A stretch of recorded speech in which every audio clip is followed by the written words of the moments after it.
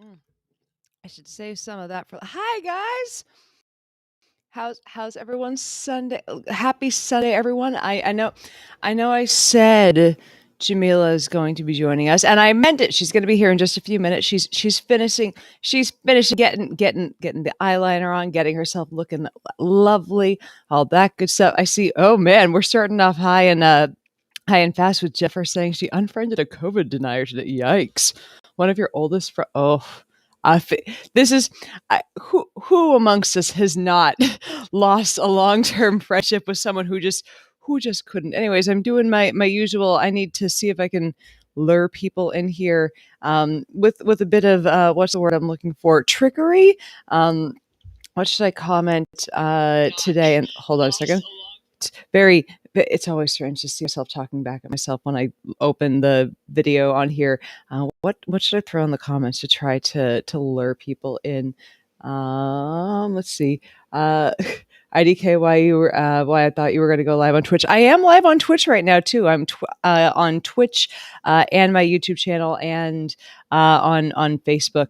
So if you want to not be on Facebook because obvious reasons, you have options, my friend. You have other places you can go to check out. All right, what should throw into the comments? Let's see.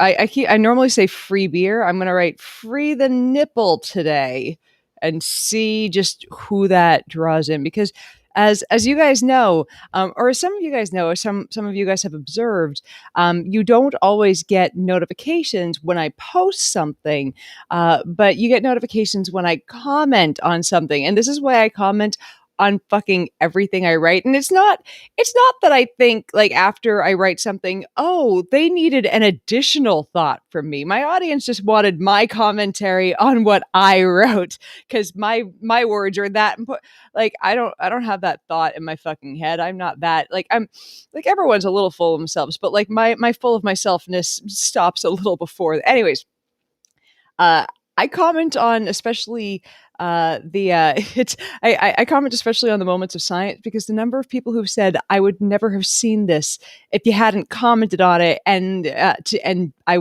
that's how I got pinged that this thing was posted. I'm like, oh man, Facebook algorithm it's something. Um, Joel Levin said Facebook is working just fine. I don't know if you're talking about the video feed here. I'm talking about just the algorithm and how different it is. So as some of you guys know, some of you guys might have been here since the beginning, since nearly 7 years ago. So fun story. Sean just said I don't see your posts. Yeah, that's why I comment every time. It's one of my friends yesterday made a post saying that they realized they'd been at their job like the longest they'd ever been, and it was a bit over like nearly 4 years. And I was like, wow, that was similar to me. Like before SciBabe, most of the jobs I'd had been. Thank you for the compliment on the makeup. I can zoom in a little bit, and it's very. It's I have it's I just I went for green for the lids because I thought it would be fun. It's actually just because I always like to show if someone's feeling the makeup. I like to show the palette that I used for the colors. Also, it's a great brand. It's Juvia's Place. If you're for the handful of women out there that are obsessed with makeup as much as I am, it's the Zulu palette by Juvia's Place. Juvia's Place. It's a black-owned company, and the makeup is absurdly affordable for the quality. That there's my little. Obviously not. They are not paying me to talk about their makeup. I'm paying them for their makeup. But yeah, I love their stuff. They also have like the best foundation for uber cheap. Anyway, there's my there's my. Is that Brandon Ellison in my comment section saying OMG I love this bitch? Brandon, you're this bitch that I love back. Anyways, let's see. Scrolling through. I was just watching Z Dog's video on India. I will finish watching. Yeah, I'm gonna guess he has more insights on that than I do because he has family back there. I'm probably gonna watch that. Thank you for commenting about that. That's something I want to. I'm going to check out too.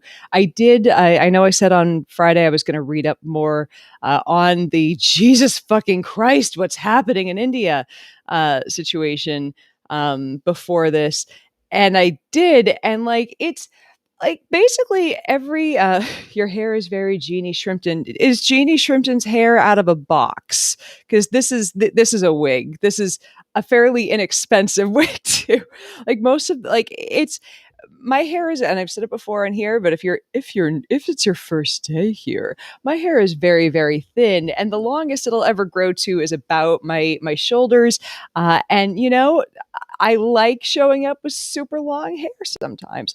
Like it's anyways, back to it's quick a quick thing on Z Dog. I know that I've said some things about my opinions on how he's presented things on COVID, and I think he's been like a little middling on things sometimes. But you know what? Most of the information he puts out is still science based, and like unlike a few people that have kind of capitulated to the I want to centricity this. I don't think he's as bad as a lot of the people that we've spent some time complaining about. So like I think I might have been a little unfairly harsh on him at times. Like I said, there are things I disagree with how he's presented, but he's not he's not the group. He's not the worst of it. Was that your original hair yesterday? So for those of you guys who don't know, yesterday we had a marathon long patron only stream. It was like 2 hours and 15 minutes. We just kind of kept going. Like it was just forever long. And yes, that was my hair yesterday. Sometimes I'm just having a good hair day and I'm like, yeah, we're just going with that. I don't feel like throwing a wig over it. The other thing is I did my I did my makeup on camera yesterday, or most of my makeup on camera yesterday, because I have a few patrons who, if you've seen my Amazon wish list, I'll occasionally throw makeup on there. And look, if you send me makeup, I'm really happy to do my makeup on camera for you, show you what it looks like, all that good stuff, and show you the process of me going from looking very pale and looking asleep to having glitter face. And I enjoy I enjoy it's. You are welcome, Akiko. You send me a lot of makeup. It's there every so often, and by every so often I mean whenever there's a discussion of makeup or beauty or wanting to look fucking cute on here, there's always going to be someone who goes, I prefer women without makeup, you look better without makeup, you don't need makeup, you're beautiful, all that good. And I think, and people genuinely think they're trying, that they're being nice, and I appreciate that people are saying a thing that they think is a kindness. But here's the thing: women wear makeup for ourselves. Like I put on makeup before I do the stream, and like it's part of, even if I only have 10 minutes to throw on a little bit of it, even if I don't do the full like let's put some color coordination on, like it's my costume, it's my Babe costume, like I go from ordinary mortal who likes science to da da da da. So like it's my Babe armor, and I kind of enjoy that. I enjoy that I get my 20 minutes of or how, like if I'm going on stage, I give myself, or if I'm doing a talk, I give myself a full hour to relax and kind of get into a groove. I have like kind of not a ritual, but I have a thing that I go, ooh, guess what has just occurred. Madame Jamila is with us. All right, can you hear me, girl? You sound wonderful. I can hear you too. We're right on the back. We can hear each. It's a live stream miracle. Which god are we praying to today? Should we go with Zeus? Zeus, why not? Let's go with Zeus, god of the big old thunderbolts. Yes. Or we could go with Pluto. Pluto, just because I think we renamed Pluto Hades, and I believe that Pluto was robbed, and that's the god of the underworld. I say, yeah. Let's go with Pluto. Pluto is not just a rodent's pet. Pluto is a mighty god of the underworld and the undead. Yes. Yes. We need to give Pluto their due. Like we can be plutoniums. Yes. That can be our that's our new. If I may, I would love to be Pluto-licious, because you are amazing and you are wonderful, and it's always my delight to be with you. And luscious, delicious, Pluto-licious.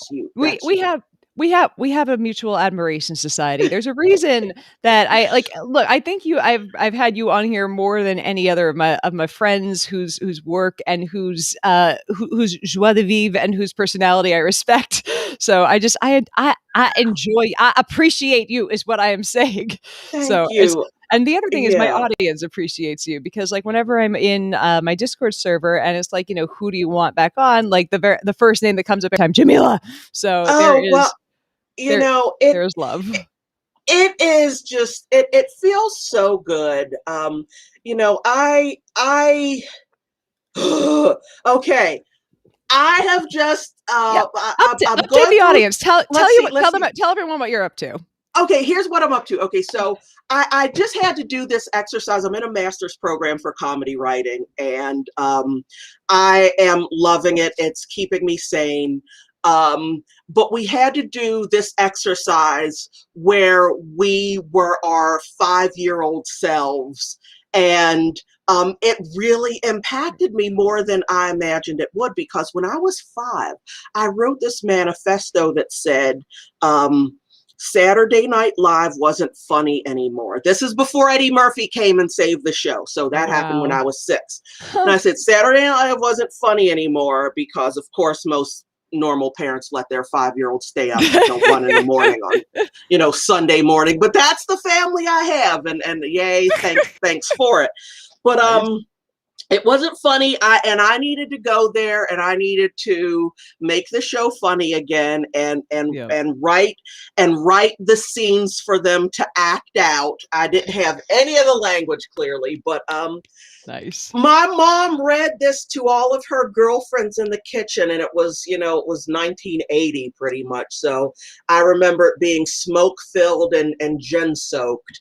I was in Catholic school, and we would make our mom's cigarette ashtrays, or we'd wrap up things and call them cigarette holders for our mom. So that's the Nice. Catholic school. That's the world it was back then. Been there. And so I'm like, oh my God, it's taken me all this time to go back to what I knew as a 5-year-old little girl who was too short to see over the countertop in my kitchen, that I knew this is what I wanted to do. And, finally I'm sort of putting it together, and I've got some irons in the fire, and we'll see what happens, because I'm doing that. In my straight news stuff, uh, I am really happy that the George Floyd Justice and Policing Act passed the House. It looks like it's got an uphill battle to get in the Senate.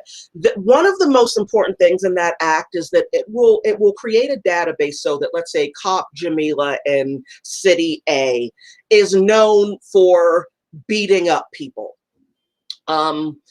It allows a national database so that when I finally, beat up Mayor's son in City A, and they say, okay, you got to go, they can't just send me to City B where nobody knows me, and I say, yeah, I've got some law enforcement experience, and they hire me.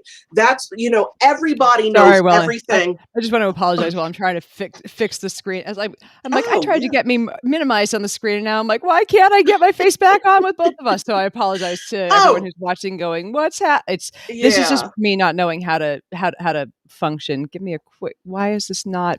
God damn it! I apologize. Technology really awful until it works. It just is, Give me a second to. So yeah. You know what? I'm going to finish my point about the Floyd justice and policing thing, though. Yeah, do that, and I'll figure this out. So so it would create a database, but here's the thing that does not exist, and it hasn't existed since 1991. Every so often, you'll see a news story that says something along the lines of 40% of police have been charged with domestic violence. Well, the last time that was done nationally, that study, it was 1991. There was a lesser one done in 1992, but it relied heavily on the work that had been done a year prior. And I think this, everything we do is trackable. Everything we've got is knowable, unless you're a police officer. Then nobody knows that, you broke your kid's arm yanking him after he lost a football game. Nobody knows that your last 4 girlfriends have gotten restraining orders against you. This kind of thing. So the Justice and Policing Act doesn't touch that at all. It doesn't touch the domestic violence part of what police do.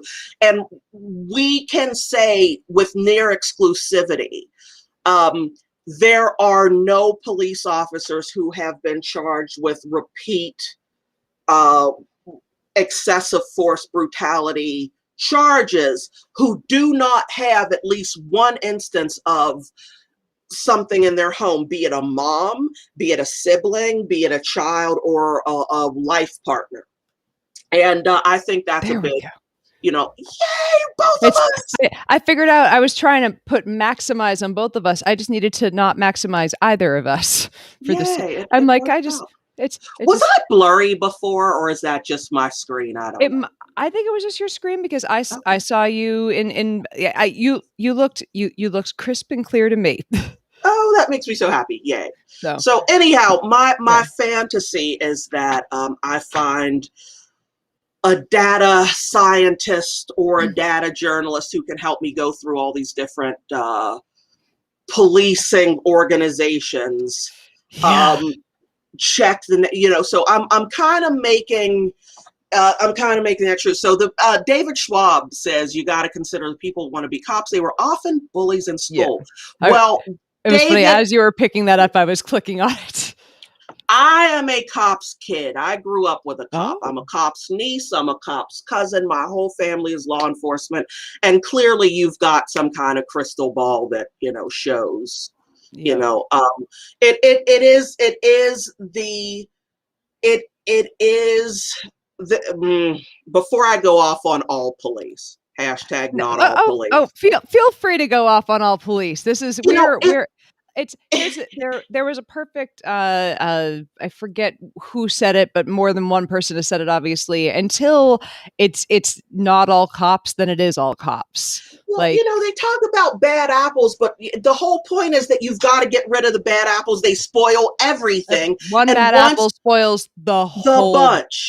Yeah. I mean, Donny Osmond talked about that in the 70s. If we don't know it by now. If Donny Osmond knew it, then why can't we? Exactly. So, when you are above reproach, it's very similar to what we see in clergy. Don't question. It comes from God. You're not worthy to know the answer. There are heroes, there are protectors. How dare you? Don't you question? And we know that all that does is allow for bad behavior to go unchecked. And so, and like the scary thing is, and like far be it from me to tell you or tell the audience what the scary thing is about cops, but it's like I feel like no matter what data gets compiled, no matter what suggestions, no matter what gets handed, like here's a way to fix this, how little progress is, like, there'll be an inch of progress made for every 100 miles worth of suggestions that are handed out going, here are easy ways we can fix this. Here are ways it's less bad elsewhere. They're going to be like, now we really just want to keep hitting people. It's a little terrifying. And when you have case after case after case of cop getting fired, cop calls and can't get backup because they're a snitch, because they stood up for some scum, don't you put some scum before your brother in blue. How dare you turn this cop in for whatever it is. That's what I want to do, and so for that, what I'm working on that. So I'm in all of these databases looking stuff up. Wow. and putting this together, and then I have to write comedy and do it for a grade. So it's fun. Writing comedy, like writing comedy based on shitty policing, like that's got to be some dark comedy. Like that has to be the type of shit that everyone's like, oh. I really think Reno 911 was documentary. I really do. Oh my god! Oh, like is Reno? Like, what? How long did that show run for? Like for a second, I was like, wait, is that still on? 5 or 6 years. It was on for a while. Yeah, Niecy Nash is going to be she's gonna be hosting Don't Forget the Lyrics, Mm. coming back this November. Oh, wow. Um, yeah, I don't know. But anyhow, enough about cops and brutality and Yeah, it's we can I'm glad you were willing to chat about it because it's like it's the type of thing that, I can rant about how bad it is all day long and how and how it's like this is a thing that but it's like it's nice to have someone come on and talk about how it affects you and how it's the things that you see when you look at the data and when you're Mhm. poking at this and try to tap some comedy out of it to cope. So Yeah, it's Socrates said it of the Praetorian Guard that they are they're dogs. They're loyal and stupid. They do what the ruling class wants them to do, and when they they act as a pack. They do not consider for themselves. And I'm going, well, I mean, the 2,500-year-old dead Greek said it. I mean, it must be true. I I'm never gonna get that out of my head. You saying Socrates said of the Praetorian Guard, they're loyal and stupid. When I think of the police now, I'm just gonna think of 2,000-year-old men with spears being like, "Oh, I got you." That's gonna be in my head eternally. You know, Thank you. Thank the you. Oh, Confessions of a Former Bastard Cop. I gotta look that up. I'm yeah. definitely going to do that. Thank It's you, David, I for that I love I love when suggestion. people realize that they were part of the problem and come out and say, "All right, here's all the fucked up shit." But it's like it's both disappointing that they didn't realize it when they were in it and that, here's all the things, but it's like the problem is one person who's in the system can't fix it. It needs to come from the top. It's like it's kind of like, one person doing their recycling, one person fixing switching over to a Prius, one person doing whatever, and these giant problems can't fix it. You need to start from the top and change the system. And so having books like this can help show people from outside of it who are leery of it, who go, "Are you sure there's a problem with police brutality?" Yeah, there is, but Hmm. it's like, it needs to start from above the level of just one guy saying, "Yeah, it was bad."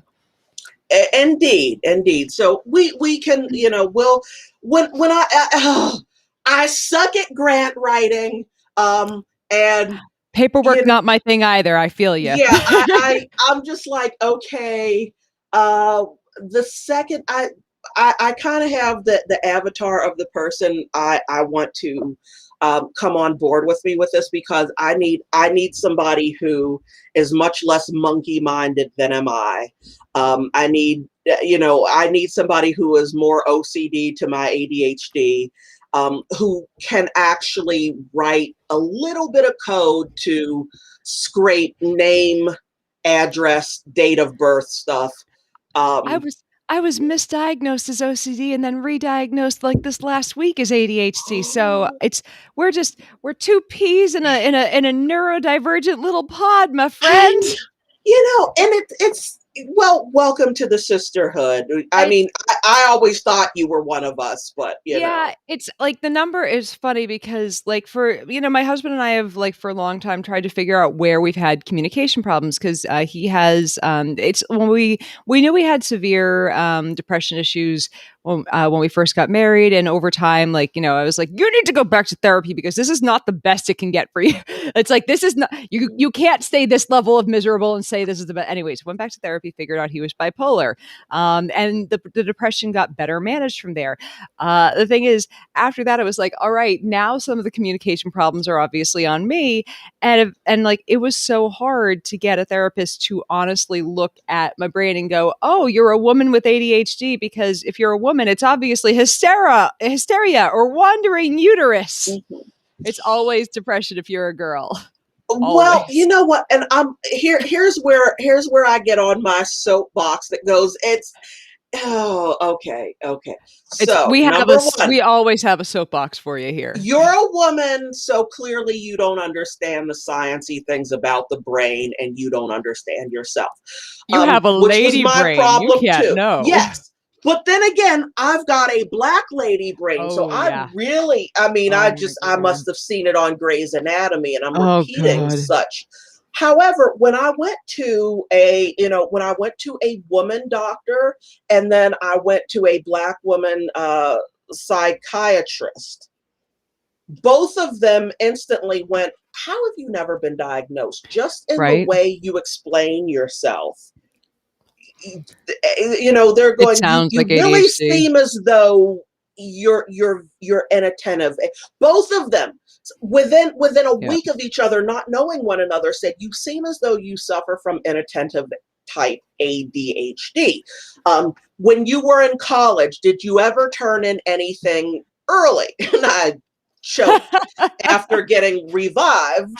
It was, did you ever turn anything, you know, I said, yeah, I turned in stuff on time, but I would have to stay up for a week Yeah. and I wouldn't eat and I would just be completely damn near manic, getting it done. You figure out, And like, they're like, the very last amount of time you could possibly cram it into, and we're up till all hours, and we're torturing yourself, and you'd manage to get an A on it, but you'd kill yourself for, like, 3 days of all-nighters because you couldn't somehow time manage because that you needed that pressure, but that pressure made you turn in amazing work, right? yes, exactly. Yep, And it's just so the best grades I ever got were in that situation. yep. A couple of awards that I've won happened because of that situation, and it's just, and I'm trying to do it differently now, and I have no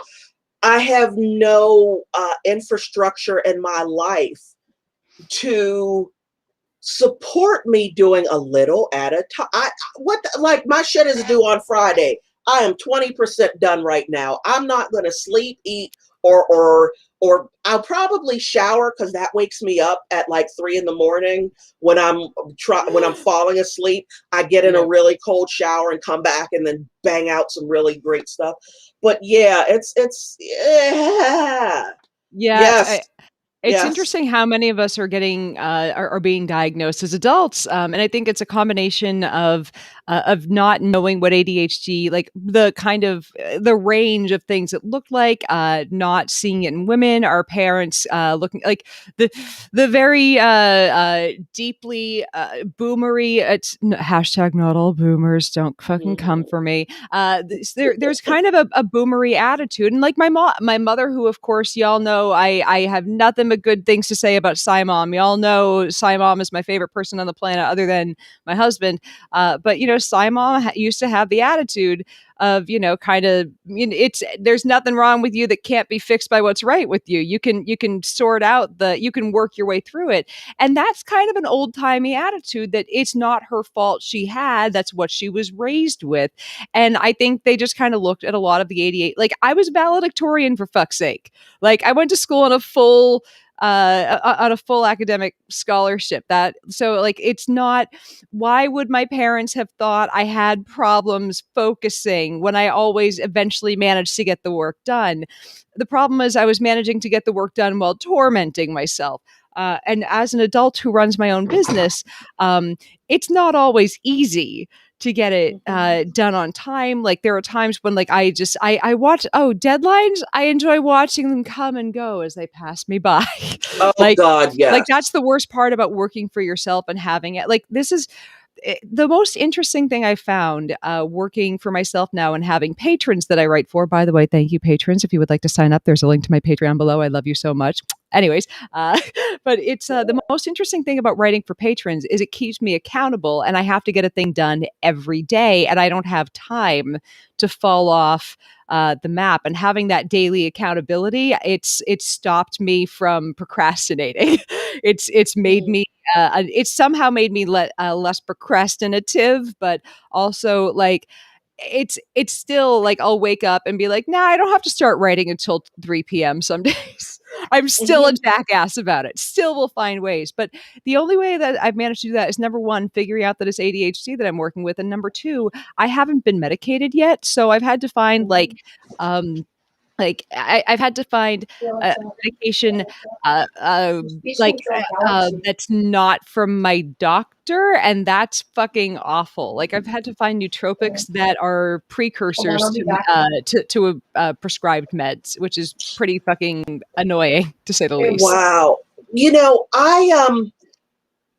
I come from people who are like, oh yeah, it's in your head, and everybody's got something with them, and you don't need those drugs. They just want to drug you up, and I've been that kind of programming is very hard to get over, even when you try something and you notice that it works. Yep. Well, it's working. I don't need it anymore. I'm dry. I can put the umbrella down in this rainstorm. But two things have been really helpful for me. So I tried Adderall, and my doctor was really reluctant to give it to me because my personality is pretty high fucking strung anyway. And she was like, what we're afraid of is, putting you on a stimulant. If it amps you up, you already work for yourself because you're hard to deal with. Like I'm great in a newsroom, but do not come at me with some dumb assery. And I feel you. Look, if we're I got a big ass family. I've got literally 100 first cousins. Not exaggerating. Oh my God. On both sides of my I've got like Southern Baptists and Muslims. They fuck a lot. Okay. I've got literally 100 first cousins. There are plenty of people that love my fat ass no matter what. I don't need it from coworkers. I'm your designated half Jew, half Catholic girl from the Northeast. Okay, I'm your honorary family that will come with the matzo ball soup to the cookout. I'll do what I can. Exactly. So so we tried me on Adderall and it made me sleepy. Adderall makes me sleepy. That means you're definitely ADHD. If you can fall asleep on caffeine, it's funny. Like I found on whatchamacallit, like for a while, caffeine was like if I had a little bit of caffeine after a certain point of the night, it was making me stay up later. Now I'm finding caffeine is just helping me focus, and then like I can fall asleep right after drinking it. It's been a very strange like switch in my brain from like through the course of the last year. It's been like no sensitivity to caffeine, hypersensitivity to caffeine, and now it's like I can fall asleep on it again, which is kind of nice because it's like it feels like it's making my brain work well again. Like I'm digging it. So it's how I have a question. Like when do you feel that it's well managed now? Like how first, when did you get diagnosed, and if you're willing to talk about that a bit more, and second, how well is the medication going now? So I was diagnosed at 34, and I forgot that I was diagnosed until 42, which is a hell of an ADD thing to do. Like, nice. Oh yeah, and I went back to the same, family practitioner who, is really great with mental health stuff. And so she was like, well, Jamila, we had the same conversation, and it's in your chart, it's in your record. You do have ADHD. I sent you for the testing. And I was like, oh, that's right. I've got a really great memory, and sometimes it's like all I got to do is open the curtain and I see it. But if that curtain is It closed, I forget that the memory's there. You feel that your Um, memory works kinda like a tangled ball of yarn, and it's like the all the things connecting it, they're not going anywhere. They're up there mhm, somewhere, and you just have mhm. to pinpoint where in the ball it is, and if someone And can, like, why? occasionally pinpoint it for you, you're like, "Oh, of course it was there all along." Like, you're Yes, just I was wearing a it's just purple top and blue shoes, and I said, "Oh, this purple and blue are the same tone, but I just don't like yeah. them together." And then that's when you said, "I can't believe you're talking about shoes when I'm telling you about the death of my," and I'm like, "I'm just telling you I am present because I recognize what I am wearing. I am here in the moment because I'm paying attention to all the detail." And then you said, "See, that's how, yeah, that which is great for a radio reporter because my mind for dialogue is really good. It Oh, works in yeah. a comedy writing program because I can Can write the do way you people connect talk, but Oh, yeah. yeah. You write the way people talk, you connect things that other people would not, and that's kind of one of the wonderful things about comedy is you're making and ADHD is you're making connections really quickly and in ways that people might not, minus ADHD. Oh, man, I just saw one of my patrons and, of course, one of my, followers that I adore, Ryan Blackhawk, commenting, "My cat is missing," and I feel you, my friend, because as you guys, know, Oliver is still missing, and we have not it's we installed security cameras and we have not seen any sign of him in the yard, and it's really sad. So quick note. So last night, so my husband is up visiting his mom. He has not seen his mom the entire sorry for changing the subject, but it's my show It's and I'm what gonna do we it occasionally. do. But the so yeah, my husband had not seen my mother-in-law the entire pandemic because she's a long time smoker. He was like, "Look, I could not I could not live with myself if I went up there and gave her COVID. Like that's just not a thing I can do." So he went up to visit last night. I stayed down here. It was the weirdest. Like I haven't spent a single night in this house like since we've moved in without him here, just because it just hasn't happened. Like I've been away for work, but he had like anyways it wasn't just without the husband, it was without the dog because he brought the dog with him because my dog loves my mother-in-law's dogs. Like she has two giant dogs and a bunch of acres in the middle of nowhere. So the dogs are out running around having a great time. So it's without my husband, without my dog, and without the big boy cat that's very noisy and would sleep on my bed if everyone was gone. So last night I went to go to bed, and normally the bedtime routine is kick out Oliver from the bedroom, call the dog into the bedroom, and it's just like I just instead I got up from the couch and I'm like, who do I call into the there's no I just left the door open for the two girl cats to do what they wanted. It was so weird. It's just like I started legit like bawling because I'm like, I don't know if my boy cat's ever gonna come home, and I miss him drooling on my like.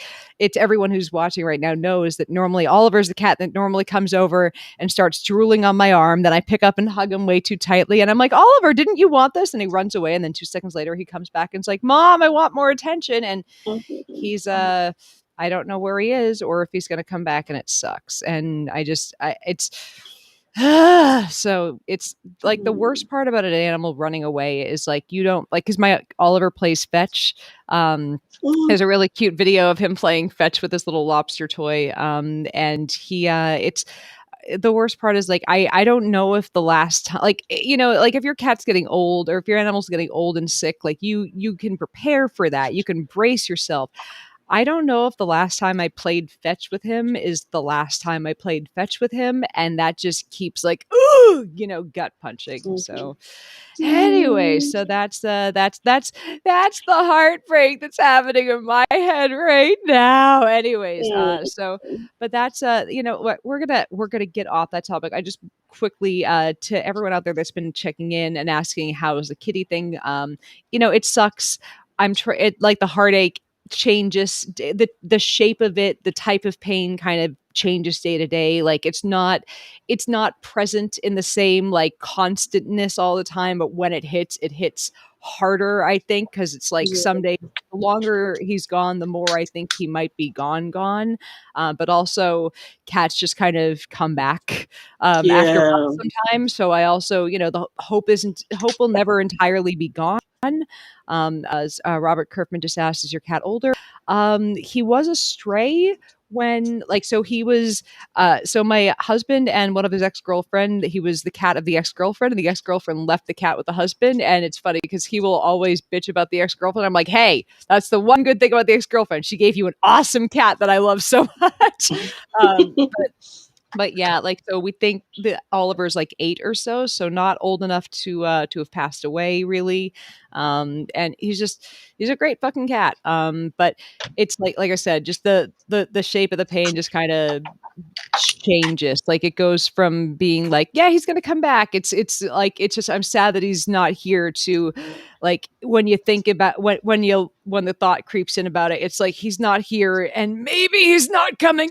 Oof, like it hits hard. So I try to, I check our security cameras each day, and there's a black cat that lives in the neighborhood that each time I see it on the security camera, I go, oh, ugh, and we haven't seen Oliver yet. And my one of the roommates goes on, has a late night sleep schedule, goes on like a 3 a.m. walk every single night around the like, and we think that the cat is like, and I know like a lot of you guys are really protective of me. And when I said it was the roommates to let him out, like it was bitchy of me to say it was my roommate's fault. Like it was fucking bitchy of me because nobody did it on purpose.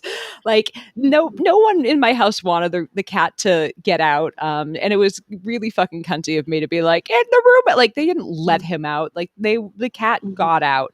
But the roommate who feels really responsible for him getting out of his room goes on 3 a.m. walks like every night to look for the cat. And it's just like he feels terrible. And it sucks. So that's what's happened in my house lately. Anyways, off the cat discussion, let's go on to something that's slightly less depressing. All the COVID in India. See what I did there? Ah, yes. COVID in India, I would say, is a little bit more fucking depressing than my Jesus Christ.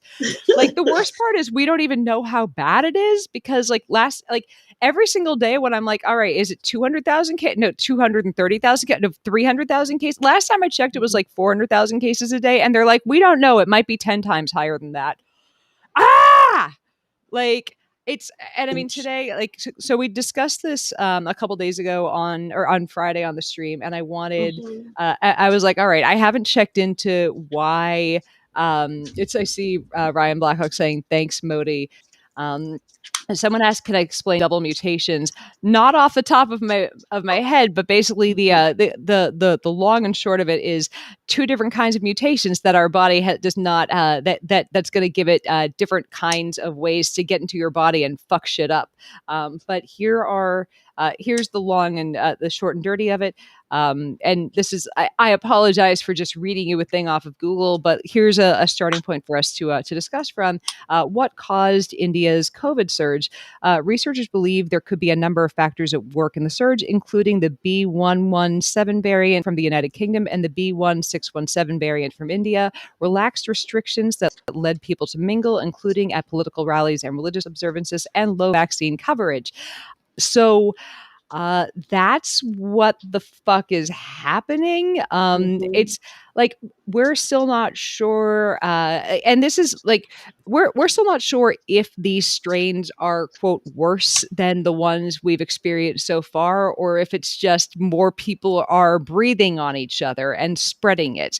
And that's the I guess it's I see people saying variants like we don't it's hard to know if it's the variants at this point. Like I just the best thing I can tell you if it's you're vaccinated, right, Jamila? Oh yes. Oh yes. Yay! So we can hug. We can hug Yes. eventually. I'm so excited. Oh, well, I'm still honoring the quarantine because I've got a 12-year-old who cannot Yeah. be vaccinated yet. Good. And, um, you know, and it's really hard Yeah. where our schools are starting to let the kids come back. Yeah. But again, I live in Washington, D.C. Folks, I mean, folks in New York understand, but like the density of the people who ride our public transportation and literally can be coming from anywhere on the planet, I am not willing to take that risk. Oh, that's Um, smart. you know, I live in the neighborhood that all of the museums are in. Oh, I just not a found that fucking comment. monster. Yay. It just, to me, like I live, okay, the building. Folks have noticed before, I'm like clearly in something like a pine cabiny thing here. I am about 2 hours away from DC right now in our little clubhouse, and we have a house here. But the Washington DC apartment building I live in is in this hot. It used to just be called Southwest. You know, it was where all the government workers would come and get a 1 bedroom. They'd meet somebody, get pregnant, and move away. But now they tore out all of these warehouses and put up restaurants and an amphitheater and a nightclub. The Foo Fighters were the first act at this place, and so now it's the hottest area in the city. Oh, wow. And real estate prices have skyrocketed, and all of the Trump administration folks bought or rented over there. So we saw outbreak. I live in a building with a bunch of people who used to be Mike Pence staffers. When that COVID outbreak happened, Ugh. that was with the people who rode the elevators up and down with my kid. Oh Okay. god. Oh And my then god. there was a Secret Service The outbreak that we flu remember. fighters. I that just I wanna see a picture of David Grohl, like, getting his Oh, vaccine and just comment the flu, like, and just throw that down. Just, like, yeah. fucking go. Has he Bravo. had the most charmed life or He is fucking what? he is just the like you know how there are people in music and in entertainment and whatnot who you're like what fuck you, why did you like you don't just I get it that you're talented but fuck off. There are people who can bang an instrument, who can tap out whatever, who are nicer, who are good to people. No, Mhm. David Grohl deserves fucking everything that can. He's I by every single account, he is kind and good to people, and just he's the guy who you're like, yeah, I'm really glad you succeeded, keep doing what you're doing, I'm happy that you exactly. exist, like He's say smart, he's funny, he's kind to his fans. did you do There you there aren't people who work with, people did who you work for the people all talk. Everybody who my experience is that people who have worked for Dave Grohl in various capacities, yeah from TV that he's done to you know productions that he's put on, yeah from tours that he's done, everybody says Dave is awesome. yeah He is kind, he is sweet. He goes, "Hey, what the hell are you doing here? Didn't you just have a baby 10 days ago? Go be with your wife, dude. Of course you're getting paid." Like, yeah, it's this was exactly what I was about to bring up. yeah. Someone said, has anyone seen his drum battle with Nandy? Nandy Bushnell, have you seen the she's this adorable little girl from, I want to say she's from the UK, who's just this drumming fucking prodigy, and she just challenged him to a drumming, drumming competition. She just it's at some point he like made a song, dedicated to Nandy on the it was so incredible. It's adorable little, I want to say like 10-year-old black girl who can just like Oh wow. incredible on the, oh yeah, you're gonna watch it I and you're got, gonna, okay, oh yeah, it's Bushnell, Nandi, got it. Nandy Bush. Oh yeah, you're gonna watch it Okay. and be like, oh my god, I can't wait till this girl has an album out. Like Be like, I'm dear person in UK who is her parent, I've got a really good looking boy about her it's age. it's Yeah. but yeah, it's he just like when she just, challenged him to to a to a, I don't know if it's to a drum off to, but yeah, like he wrote a whole song like back to, it was so cute. It was but yeah, again, like she's incredibly talented, and it was so cute that he's like, I'm gonna cool, I'm gonna do this. But Yeah, it was, as Akiko said, it was the most wholesome thing I've seen in a while.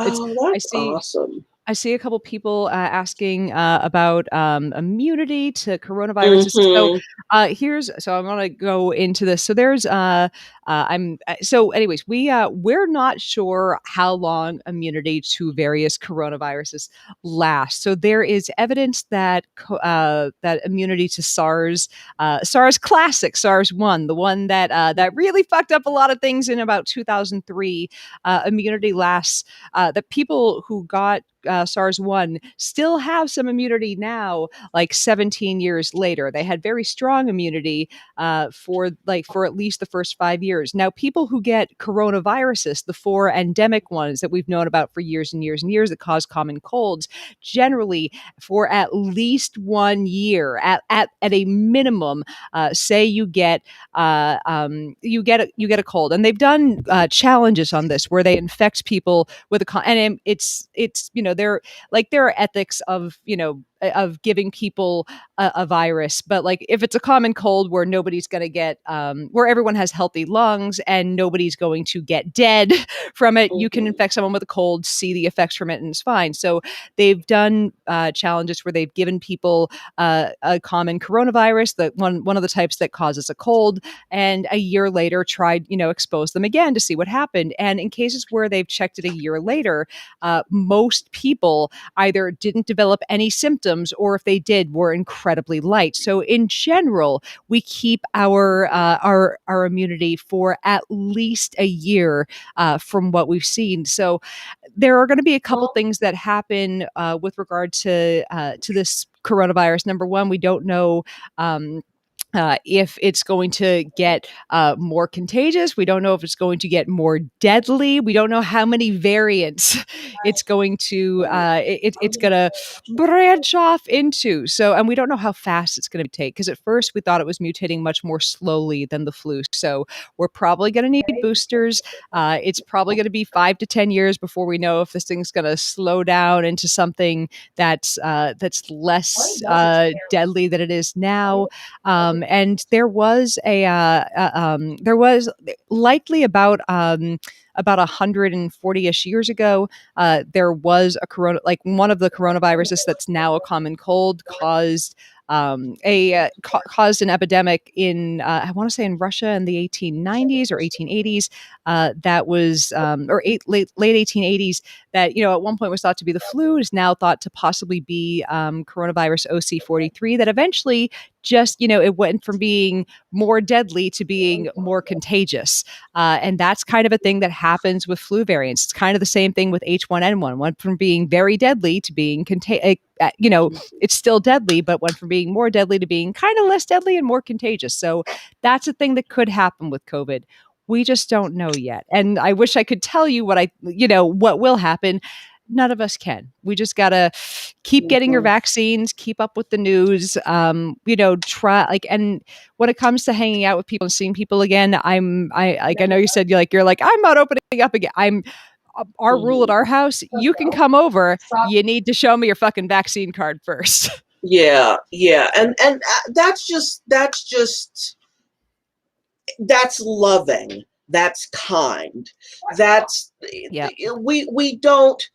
It's infuriating. It's infuriating for a lot of reasons. Here's a humble brag for a second. So 2 weeks ago, when the vaccine was open for Americans 16 and older, I had the opportunity to talk with Dr. Vivek Murthy. He gave me an interview. Yeah, Surgeon General. Sorry, And oh my God, I'm just that guy. So I'm gonna have a heart attack over here. I'm so He's jealous. wonderful. He is smart, Oh my and he God. is thoughtful. And I had just come out of a class on how to negotiate, and so I was like, "Well, listen, I'm writing this for African American media, and I need to be able to have 20 minutes uninterrupted with the Surgeon General. And I also want to talk about police violence and gun violence as issues of public health." If you want to publish that on SciBabe.com and get and throw it out. I'll send you the audio to it, because I've got the the beauty If of radio reporters, we audio record everything and we transcribe everything. So yeah, I've got if the audio and the written. if there's anything you want, like that, just that's a like an interview with the former Surgeon General. That's a thing that my audience would love to hear. Well, Like you that's know what? He's the Surgeon General again. He was the 19th, and then oh and yeah, now he's the 21st Surgeon General. and Vivek. Oh There my there god, was that yeah. he Oh, Dr. Regina it's Benjamin was in the middle there. In his first term, he was the youngest Surgeon General in U.S. history. He's also the oh, first Indian hold on, American hold Surgeon on a quick General. second. My husband is FaceTiming me. It's So, oh, Peter, oh my God, hey, I wanted to say hi. So while Yvette's doing other things, I'm just going to take the time it's and be like, reception to work out. hey, Hey, I'm streaming. I'm live oh, streaming, baby. Kissy face, kissy face. That's mm, this is that's so how cute. it's it's like I don't stream every Sunday, so it's like we're it's the being unsure if streaming is the other thing is like the last like when I messaged him when I woke up, I'm like, it super sucked to go to bed last night and I was sad. Like it's just Mm, so he's yeah, it's yeah. yeah, like it's like it's weird when it is it's weird when you know every single night your routine is going into you you're used to the sounds someone's butt makes when they get up from their seat and the certain sounds their body makes when they stretch and you're like that's the getting up and going to bed stretch and like Oh, that yeah. like I didn't realize all the little tiny things that had settled into my like it's my dog is a very noisy little dog. Like last night there were fireworks going off, and fireworks make my dog angry. There was no whining to be had in the house. There were just two cats sitting there going, "What? I Mm. don't see what's happening." Like it's just the whole night was it was very strangely quiet. So I got a lot of video game playing done. So Yay. I'm playing Near Replicant right now. That's my it's the that's the jam at the moment. Can you post a pic of your makeup later here on Discord? Yeah, it's Akiko is there's regularly a request from Akiko for the makeup. Hold on a second. Let's just do it now before I scratch it all off. There we go. Yay. Oh, yes, makeup. It is something that is fun. And It's I aw, as hey a baby, tomboy hey, Sci-Hub. hey baby. Ooh. It's I just it's I don't often enough flirt with my husband in the comment section. It's just I this is it's a rare treat for me. I Mm. it's like it's I don't know what to say, guys. Do you think he likes me? Do you think I should keep I think I should keep flirting with him.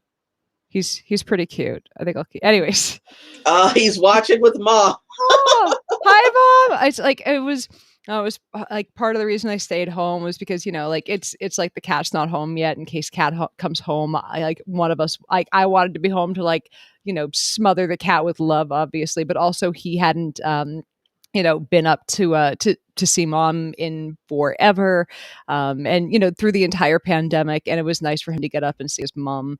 And it's like it's just I anyways his mom is great. Like it's I'm when it comes to mother-in-laws, like I lucked out. There's and I'm like again not just saying that because she's watching the stream, but like I hear so many people bitching about their mother-in-laws, and I'm like, or mothers-in-law, and I'm like, no, my mother-in-law is just she like it's basically it's like if I don't if I'm not a bitch to her, she's just going to be sweet and nice to me, and that's all I want from the mother of my husband.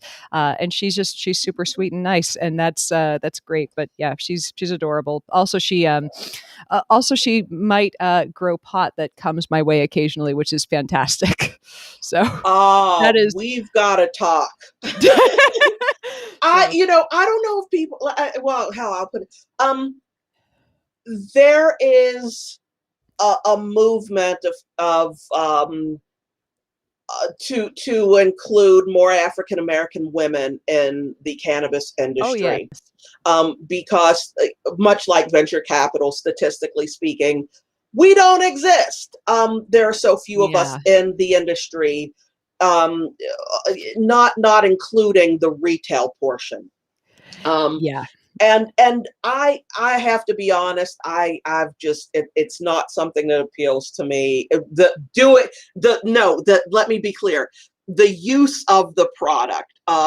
Yeah. I would certainly enjoy anything along the lines of writing or communications because it's really interesting. And as somebody who's a total nerd who loves all things farming and farm policy, and I can talk about black farmers all damn Yeah. day. Oh, yeah. That's a yeah. Anyway, uh, breathe in, breathe out. Okay, yeah, black farmers and their mistreatment of the Yeah. USDA and Mm. what Yeah. have you. But so, um, cannabis is an industry that there's some work to include those who look as I do in this industry in ways that are lucrative and decision making. And I'd be interested in that, especially because I would never, I wouldn't be someone who'd be like, oh, this job is so cool. I'm not actually doing the job. I'm enjoying the perks. It's I could actually do that job. Now I could not work at a rum distiller. That would not be a good job for Jamila. I would never get anything done. I'd be tasting too much and napping and, standing out by the cabanas. But yeah, BIPOC have been so put aside by legalization. It was just the perfect time for reparative justice, and it's still just rich white people. it's that's my husband, and he works Yes. in the cannabis industry. Like he's a scientist at a cannabis lab, and it's like, yeah, like it's legalization helped some people make more money and stay out of jail, but it's like it didn't change the situation for a lot of people who were thrown into jail for doing the exact same thing that a lot of people Right. are profiting on right now. And it's like there are Yeah. places. And it's like this is what's so depressing. And like you and I have had like a couple months ago, and we're not going to name names, but you and I had a discussion about somebody who went off about critical race theory. And like these are the type of Mm-hmm. people who, when you hear about programs saying, yeah, we're giving preference in terms of who we're giving out dispensary licenses to black entrepreneurs who are trying to open up dispensaries because of historical injustices, and they're like, this is reverse written. No, maybe it's trying to correct all the No. other shit that we've done. So remember Freddie Gray, the black man who got put in the back of a Yeah. paddy wagon in Baltimore, Oh, and it they hurts to they think about. brutalized him to the point where Yeah. okay, Freddie And Gray sparked yeah, riots, it hurts to think riots. about. Now, Yeah. one of the reasons I'm a journalist is because the saying, one man's freedom fighter is another man's terrorist is so very true. When everyone who looks like me is called a rioter, a looter, or whatnot, and I'm going, you know what? All these conservative people like to quote Martin Luther King as though you weren't really happy when he took that bullet, but whatever. Rioting is the language of the unheard. Yep. When you have boys of 11 to 20 being roughed up and thrown in, they would throw these kids in the back of paddy wagons, handcuffed behind them, and ride as hard as they could to throw those bodies back and forth. Oh, And they put 2 and 3 people in there sometimes. So a 12-year-old kid comes out, black eyes, tooth missing, and back pain that plagues him much of his adult life. This is known to have gone on. They were looking for kids with weed. Freddie Gray and the like, that type of brutality that was inflicted upon black people. I'm only talking about Baltimore right now, and oh I could be talking God. about a whole lot of other places. That had to do with the war on drugs, where, anybody who has ever gone to a school with rich white kids in it knows who at what parties are really doing. I grew up Yeah. in a Black neighborhood, and I'm going to brag for a moment. August Wilson, Pulitzer Prize winning playwright, um, Nice. wrote about the neighborhood I grew up in called the Hill Ooh. District in Pittsburgh. George Benson, jazz legend, Oh, wow. grew up in the Hill District, knew my mom when they were young people. Okay. Um, yeah, the reefer then was only something that those colored animals were interested in. Yet at night when the clubs opened, everybody who came in and could buy it and could enjoy it looked more like you do, Cy Babe. I But we know White this. We people know do the white people imbibe do the reefer. in Do the in reefer. imbibe the substances that alter their what? I mean, Who told you? I Never mean, mind. and I mean, of course, it's not new. I mean, hell, Cab Calloway in the 1920s was singing about the reefer man.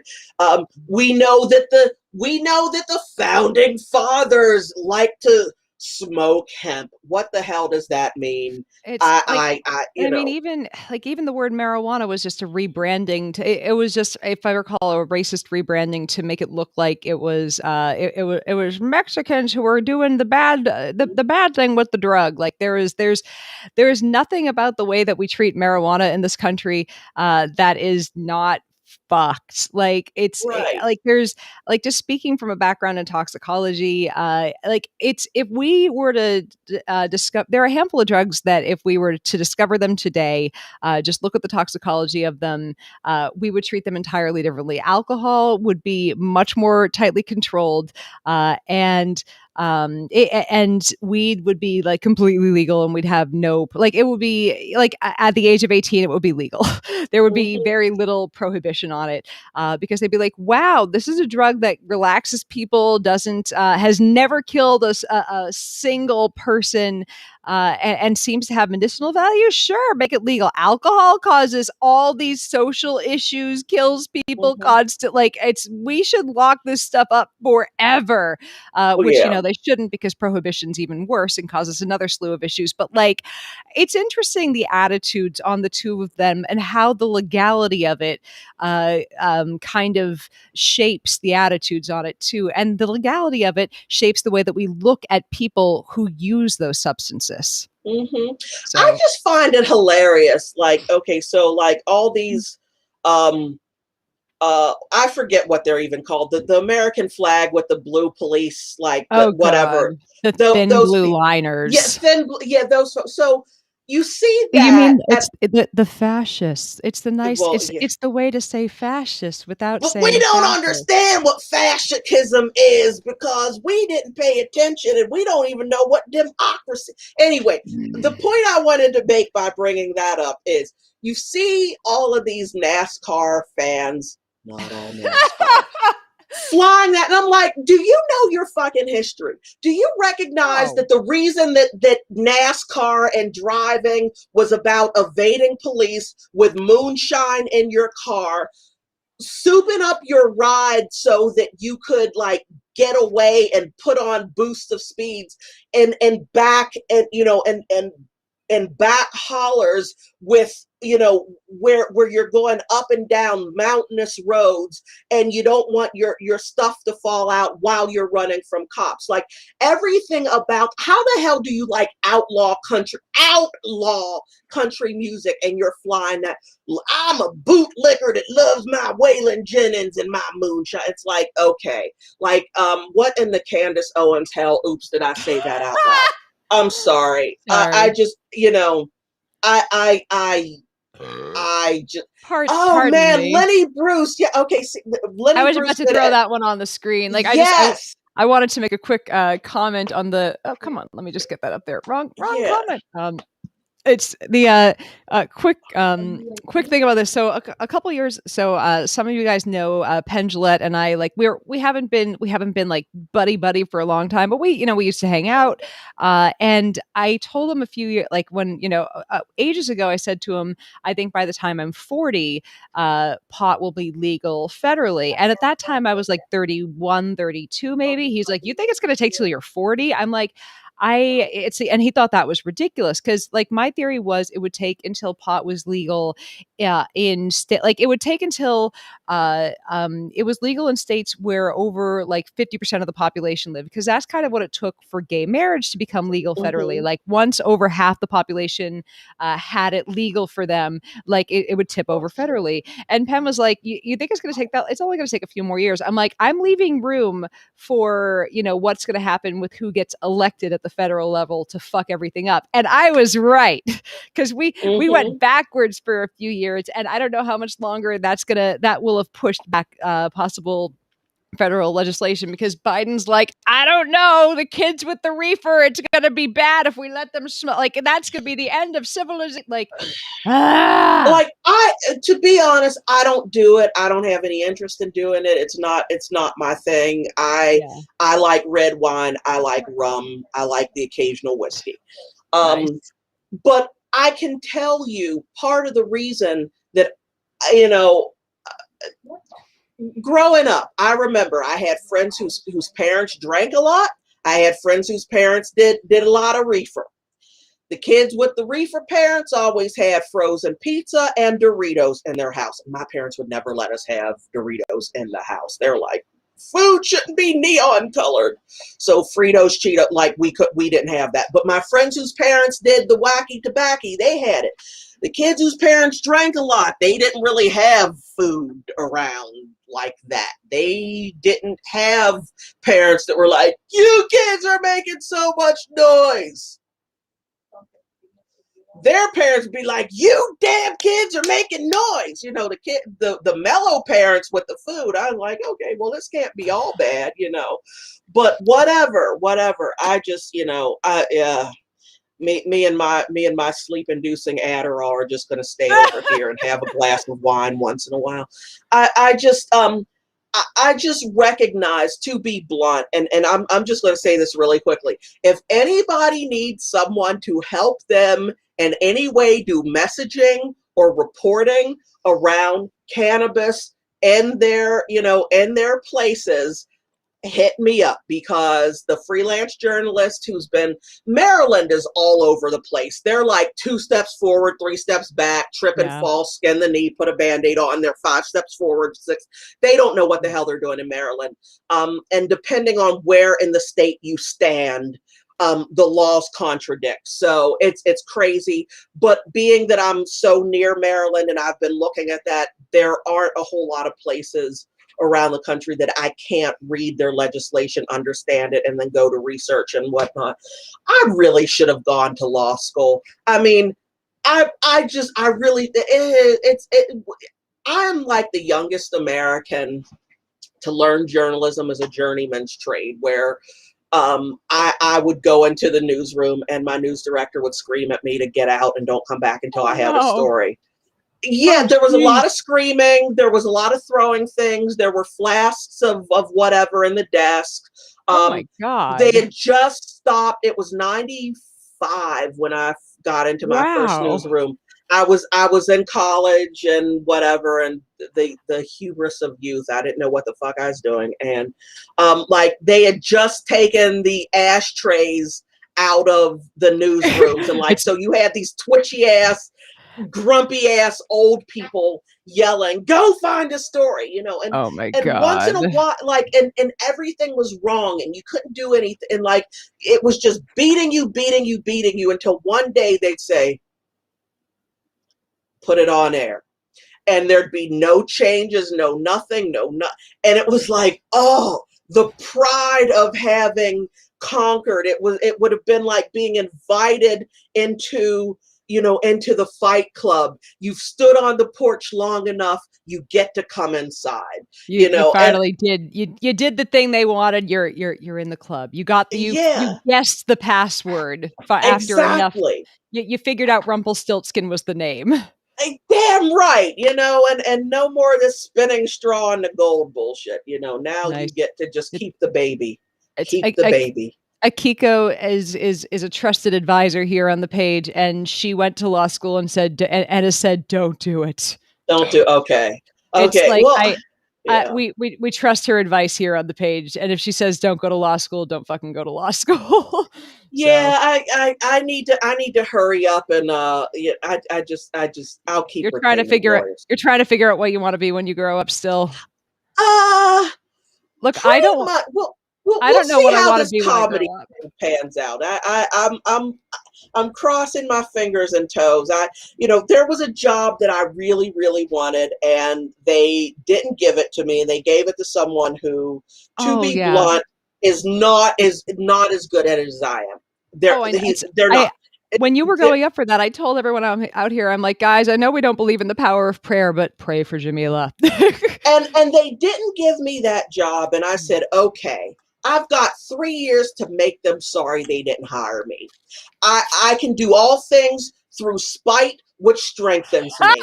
And I am, I say this in all honesty, there's no malice here, but this organization is going through some seriously rough financial times right now. Is it the one that starts with a W? Yes, it is. Okay. Yes. And ends with a C. Yes. Yeah, Okay. I yeah. wanted to make sure we're okay. Yeah. And there were a bunch of layoffs on Friday. Ugh. And I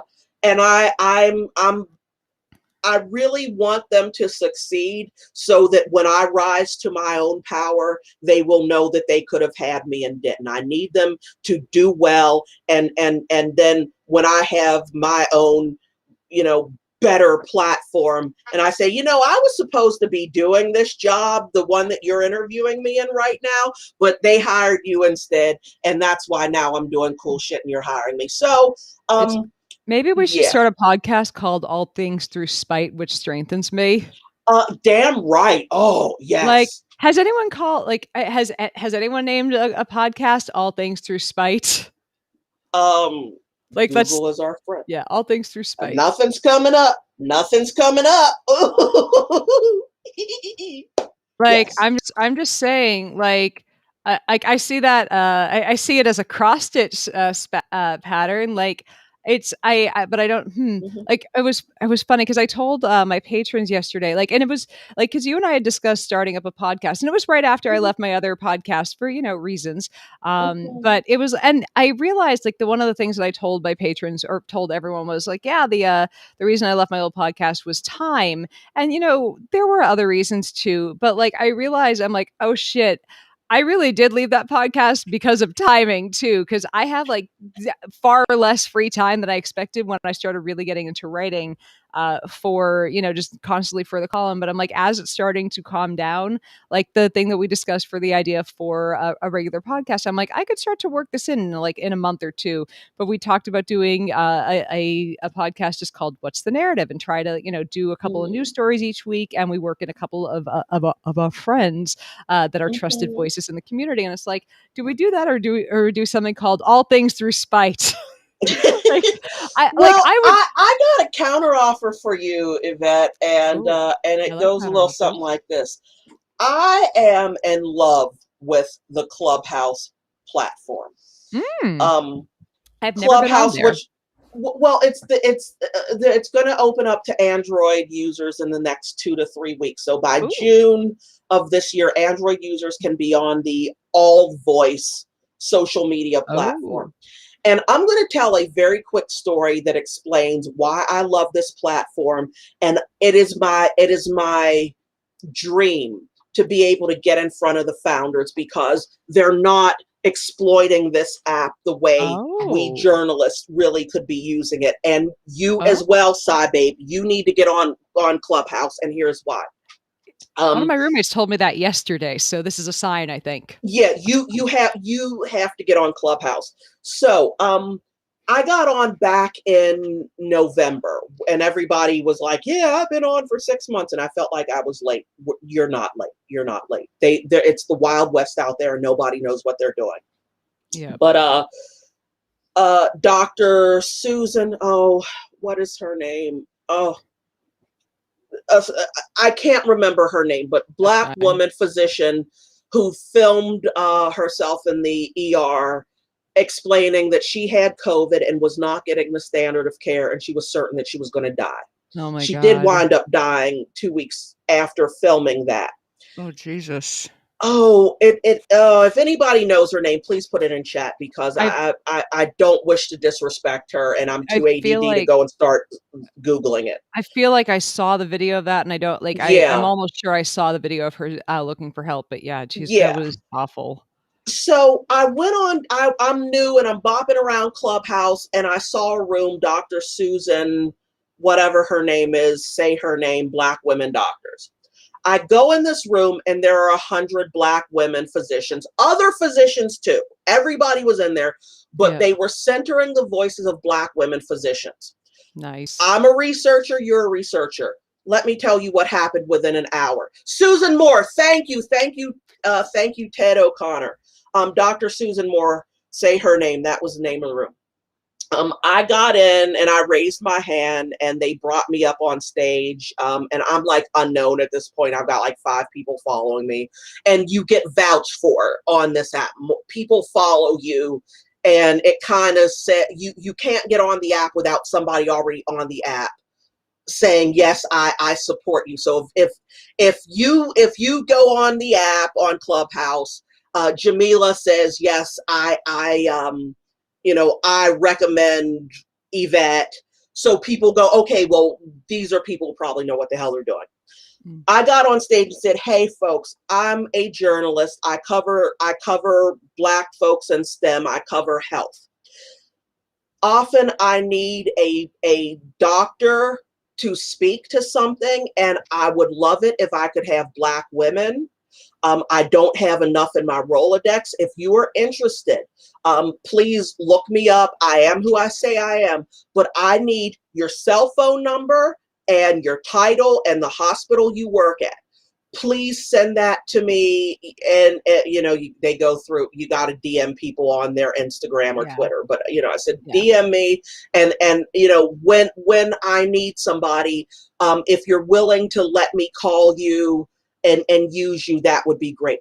In my cell phone, I'm holding the cell phone numbers of more than 60 Black women doctors in all Nice. different specialties.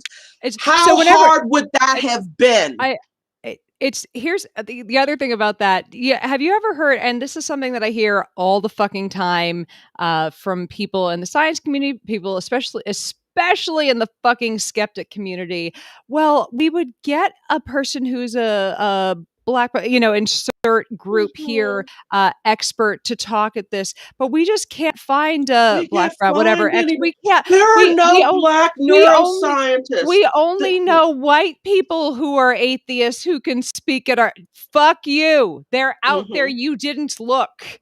You have Yeah, not looked at all if you think that there are only people who look like me doing this. Like the number, it's the like, yeah, look, if I don't get chosen to speak at a conference and it's because that year I look at the roster and there are a lot more brown people speaking at it, good. It's because it means that there are a lot of years where I got chosen and a lot of brown people did not get chosen. It right. means that there are people getting their due now. Like it's And there's I'm God. So there are a lot of really woo woo rooms oh on yeah. Clubhouse and whatever, and like there are a lot of them where it's like, oh, it's all about abundance and the universe. Like I don't use that particular Yeah. language, but this I do say: there's room enough for everybody. There are 7 billion people on this damn planet. There's room for Black folk. There's nowhere that there are white people, that there aren't Black people, that there aren't Asian people, that there aren't disabled people, that there aren't, um, LGBTQ people. There's, and it's not about, well, we just want to look like a Benetton ad from Mm. 1987. Like, that's cool too. But here's what you get when you talk to me, you get a difference of perspective, you get a difference of experience. There's not a whole lot that you can't find that's a little bit outside of your traditional your traditional speakers.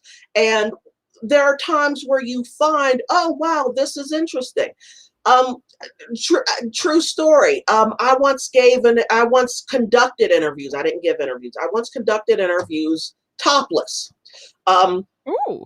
I'm probably the only journalist, at least in the past 10 years, to be bare-breasted while interviewing subjects for a national story. I'm just saying, there are definitely audience members right now that are like, "So, are those videos on YouTube somewhere?" Like, it's there. No pictures, and I'll tell you why not. Because this is 11 years ago now, but I'm so sick of the story that goes, Black women don't breastfeed. Fewer Black women breastfeed statistically once we have babies, and there are a lot of reasons around that. But rather than doing that story, I went to a nursing. There was a mom on, again, I live in the neighborhood with all the Smithsonian museums in it. Yeah. And there was a mom who took her kid to one of the popular museums and was off in the corner with her back turned, facing a wall, nursing her child, and a pair of security guards. And we who go to that museum knew who they were. Because one guy looks like a better looking Shrek, but whatever. And in the mommy group, we called him Shrek. But it was just that he's this big guy with, and God, you've told me about this before, or the Shrek looking guy before. The Shrek looking guy. So he's kind of scary and was like, I'm the security guard. Don't touch the paintings. Get off the sculptures. And so these people went over and literally talked down to this 5'1" mom nursing her baby quietly about go in the bathroom and do this. And so all the moms in DC were like collectively, oh, hell no, you don't. And all the Black moms were like, oh, and you don't tell us we can't breastfeed. No, you don't. So we went down to this nursing and I pitched the story and they said, well, you're still nursing your kid, right? And I was like, yeah, he's this geriatric 2-year-old who's still nursing, from what my mom told me, I was nursing until the age of 2.5 ish, and I was my talking kid could write I was talking at 9 months. So yes. My kid nursed and he could write his first name. We nursed a long time. And if you still have baby teeth, you still need whatever works for whatever family, but damn it, I got a healthy, happy kid. So I took my geriatric 2-year-old down there and he was seeing all these other babies nursing and he was like, I want to nurse. And he would never allow, the hooter hider thing, that just doesn't exist in our world, because he would never allow anything to touch his head while he was eating, which, you put a blanket over me when I'm going at some pepperoni pizza, hell no, take it off. So he felt the same way. And so while I'm wearing a shirt that didn't really allow access this way, and so I was trying to pull it down, it just wasn't working. So I just fucking took the thing off. And nice. And I'm nursing and I'm sitting there with a recorder going, hi, I'm Jamila and I'm doing this story about Black moms breastfeeding. If anybody's willing to talk to me, that would be great. And they're like, okay, yeah, here, let's sit down and nurse our babies together and talk in a circle. Nice. It was really awesome. I don't care how gentle and happy and yes, there are white women with babies who could have gone down and done a we're nursing our baby story. I will tell you that the story I came out with was more authentic, was more heartfelt, and people were not holding back with me. If I'm going to go and if I'm going to go down to a Cajun music festival and talk about, the marriage of Acadian and enslaved people's music, I'm fucking taking you. I'm taking you, and we're going to come back with something that doesn't sound like your typical, I'm David Green from NPR. Now, David Green and I didn't know each other until we both got to NPR. David Green, the morning edition host nationally, went to Central Catholic, which is adjacent to the studios where Fred Rogers recorded Mr. Rogers' Neighborhood. Aww. It was on the corner of a street where the girls' school was. So we would meet in the middle at the bus stop, the girls over here, the boys over here. And David Green and I went to the same graduation parties. We have dozens of friends in common. We would have had to have met as kids, but we have no recollection of that until we got to NPR together. He's a great guy. Send David Green to a story about breastfeeding Black women.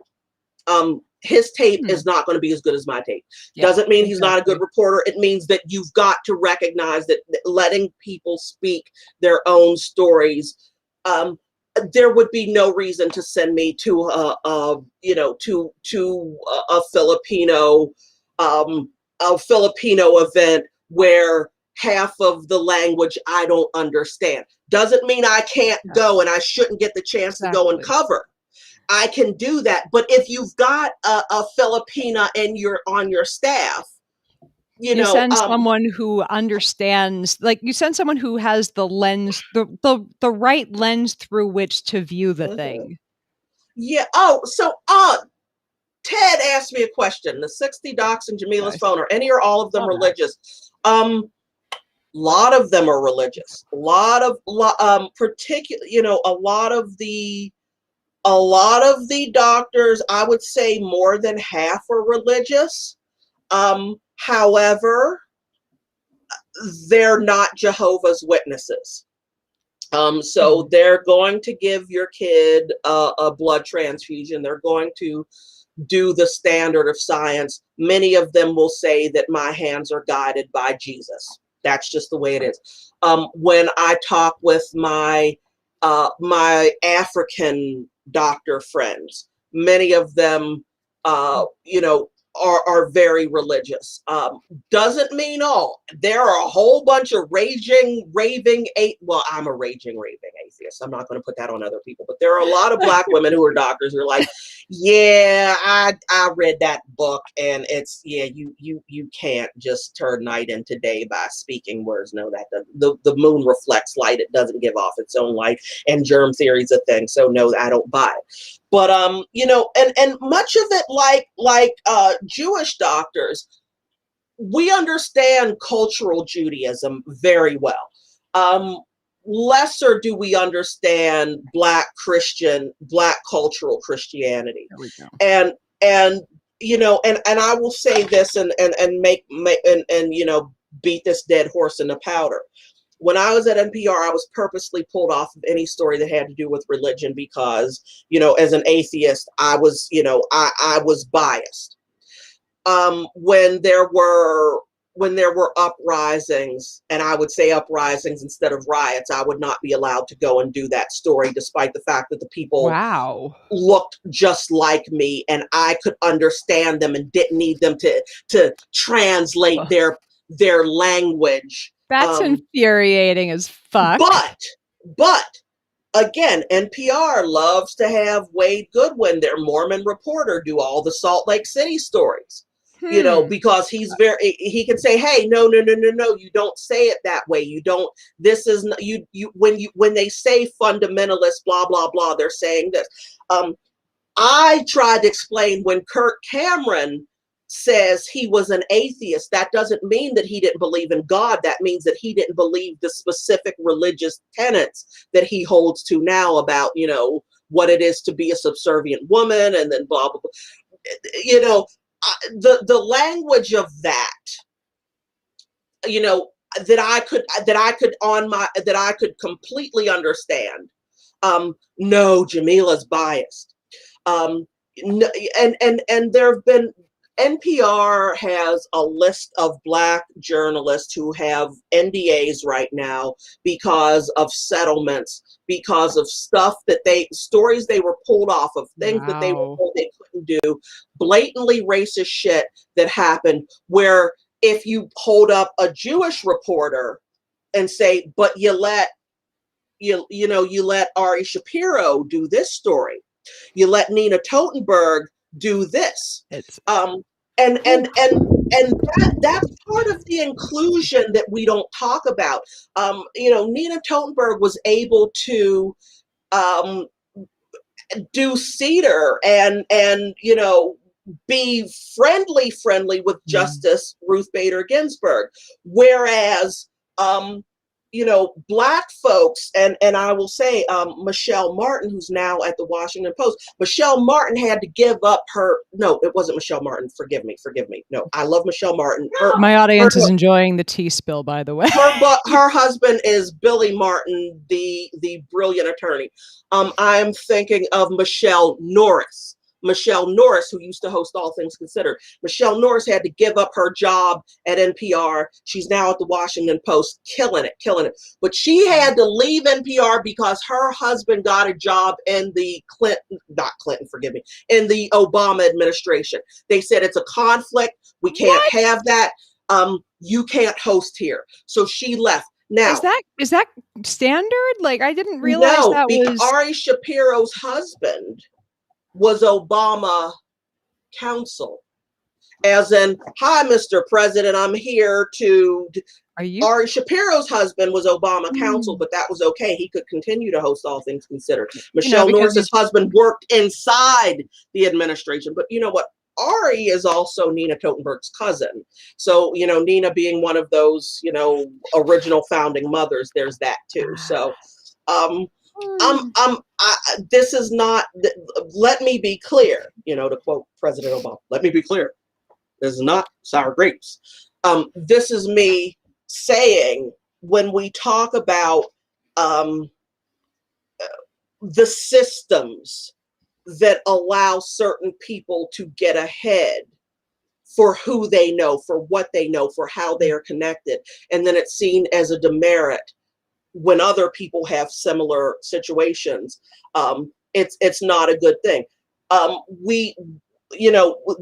Now there's this talk about we shouldn't be doing parachute journalism. We shouldn't take, we shouldn't take Jamila in DC and drop her into New Mexico and send her to send her to a meeting about something that happened politically when she doesn't know the players and can't pronounce the names and has to read all the stuff and she can do a very surface level. These two factions are fighting, but I don't understand that the third faction that's been giving money to one faction and not another is really the one in control.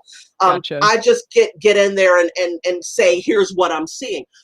That kind of parachute journalism that lets big names go and tell these stories doesn't always work. Now, when you have somebody, for example, who's at the local radio station or local newspaper who can say, hey, I've been covering this police department for the past 8 years. And so when you say they came over here from this side, actually, that's a whole other jurisdiction. Those people don't live in the community. They don't. So when these cops come in, you've already got a resistant neighborhoods. And so them having a meeting, it doesn't really mean anything. I've been here. I know these people. I can get them on the phone. Yeah. That's a whole, now newsrooms are starting to go, oh shit, maybe we should think about this. Now, when we recognize that people don't understand how their government works and what their water authorities actually do every day, now we're going, oh shit, maybe we shouldn't just let Clear Channel do all the programming nationally. Maybe we should have people on the ground telling the story of water in Flint, Michigan, if they're from Flint, Michigan. Right. But I digress. I'm sorry. I'm up on my soapbox. Hey, no, digressions are good. Like the number of comments that are like, I didn't realize this was happening. I didn't know, like, this is like the number of things that people don't realize happen behind the scenes in journalism, that like, it's like, oh, here are all the ways that that stories get crafted. It's not just journalist has idea for story, journalist writes story, editing happens to make grammar look better and story sound better. Story gets published with story presented as writer wanted. Oh my god. Yeah. Like, if anyone, so I'm going to tell a story of the time that I was almost a writer for Laura Ingraham. So early on in my writing career, like I've almost been, as of August, I will have been SciBabe for 7 years. At about 6 years ago, after I'd gone viral for this Food Babe article, I had made some Republican friends. Remember when like we'd already met at the American Atheist Conference, but remember when I was in DC for that thing, Yes, that that at the the spirit Spirits thing, distillers, yeah. or And yeah. I was so fucking happy to see you. Like, just it's Oh my God. my heart filled with glee because it was like someone who I know who's not one of these crazy people. Anyways, but I was so happy to see you that you came. And it was just not. Anyways, but like, where was I going with that? Because I'm awful at going Oh, on. Laura Ingraham. Or You were Laura going to Ingram. be her Anyways, writer. one of the people who ran this thing, recommended me for a job for this. And I was really grateful, to be fair. Like, it was kind of them to trust me, to recommend me, to say, this person's writing is going to be reputable for your site. And I also needed the money because it was early in my career as a writer. And they offered me really good pay for, admittedly, I was, a decent writer, but I was new, I was green. And they were like, here's $500 per article. Well, shit, of course I was doing, I was new and they were gonna give me that. I'm like, yeah, I'll take it. And I thought, I was writing a lot about GMOs and nuclear energy and agriculture and things that, my philosophy was, okay, Republicans deserve science too. How could they possibly fuck up science rating? How could they possibly Mm. put a huh, how naive I was. So my first two articles that I wrote for them, that I told them, don't ever fucking put my writing on your site. I will be leaving. Thank you. Have a nice life. You earn no points. May God have mercy on your soul. I started writing an article on homeopathy and one on vaccines. And somehow my article, at time, we kind of thought of anti-vaxxers as really being, white ladies from Beverly Hills who were sure that this was going to hurt little Skylar Madison Rainbow. Anyways, and they somehow took my article that was talking about, like I said, white upper class ladies from Beverly Hills. Anyways, they somehow, after I got back the first round of edits, number one, they took out all the links. And one of the things that I was really good at, and I don't do it anymore with the articles on that I put directly on the Facebook page because I can't put links in, but I would put links in to everything to show here are the citations for things. If you want to fact check me, here are the facts for it. They took the links because they're like, we don't want people to leave the page. We don't want to Yeah. lose the traffic. I'm like, God fucking damn it. But the thing that really bothered me, they somehow managed to take an article about vaccines and put in a dig, a whole paragraph bitching about a black Muslim guy. Like, Oh wow. I was like, how is this a thing that you thought I would be okay with? How is this a thing that you thought I was going to want on my byline with my, like, how did you think I would be okay with my byline on this? Like, and Yeah. I just, the very net, like, I had a friend visiting from France at the time. My husband and I were like, we just sat there and like, I just screamed at the top of my lungs, just sent it, like, just email back to them. I'm Mm. like, my stuff will not be reappeared. Anyways, couple years later, so one of the articles I don't know if I ever posted the vaccine article, but the homeopathy article I sold to Slate, and a couple years later I was hunting for the homeopathy article, couldn't find it on Slate. I find it on Laura fucking Ingraham's site, and they never paid me for it. I sent some emails. So anyways, that's the thing that happened. That's what happens when you try to work with Republicans. They twist your words and then they steal them from you. Oh, So yeah, just wanted yeah, to let you know, yeah. I tried to work with Republicans. I really fucking tried. You know what? I too, there are a whole It's lot of people are like, oh my God, Jamila's a horrible conservative and we Well, hate no, her. it's you're And like it's like, there's a difference between a DC or a Massachusetts Republican and a deep South hello, Republican. hello. Like The Republicans in DC are gay business owners. yeah, That's who they are. there's a Like, big difference. now we're not talking about we're not talking about 2016 to 2020. That is the time from which we will Whew. not. But Everything's changed since if you 2016. yeah, if you are a parent who Here's the hypocrisy. My kid is in an amazing charter school. He's great. He's happy. We love this Yeah. school. I hate charters. Your They don't have parenting to, stories are amazing, by the way. they don't, yeah, You oh should my God. you should be on TikTok just telling parenting stories. Like if you were that is a TikTok I'd subscribe to. Like that's just Oh, well, if you tell me you have a secret TikTok, I'm gonna be like, how did I not I've know? been wanting to do TikTok, and yeah, Like, yeah, I yes, did. My parenting stories are pretty awesome. I oh, got an they're amazing kid, and amazing. he's funny. He's It's funny as the stuff that I don't say. Yeah, get me a glass of really nice dark rum. there's stuff Um, you don't say that's even oh but God my damn God, it, Jamila. I How? know. Yeah, gotta How? save something in case Like So in case just this comedy writing does pan out and I get me a sitcom, stop. Just start on TikTok. People get like millions of followers in a month. It's amazing. Like I Mm. TikTok's also my self care. Like I just if I need to relax, I just minute long videos. Yes, the Ah. TikTok ADHD stuff is incredible. Right. Oh my. Yeah, like my It's my been husband and hugely son and helpful. I listened to the one of them where it's like the girl's talking and then she speeds it up by 3 times, and my husband and son are like, "What the hell are you talking about?" And the whole point is, if you have ADHD, It's fine. um, triple speed or double speed actually sounds normal to you. Yep. I can't listen to an audiobook that's not at least Yeah. 2 to 3.2 speed. And It my son, like it drives him wild. And my husband just leaves the room or like hears it and does that whole, Grandpa Simpson coming into the whorehouse seeing Bart and walks right back out and goes, "Is your name Bart?" And leave. Yeah. Oh my god. But like for me, I cannot listening to something at single speed. Oh my God.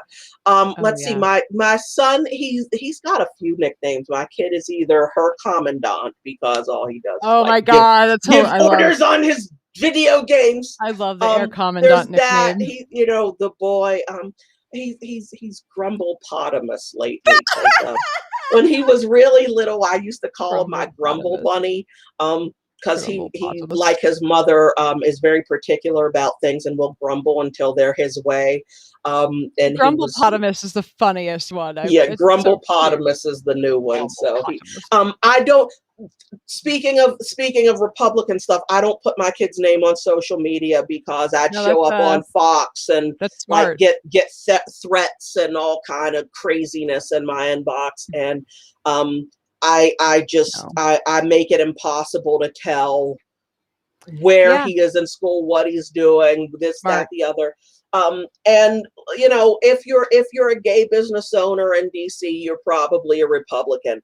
And the Republicans in DC are very anti-charter because there are a lot of reasons, but I am anti-charter with my kid in a very good charter school because frankly, I'm really unimpressed with what happens to little black boys in DC public schools.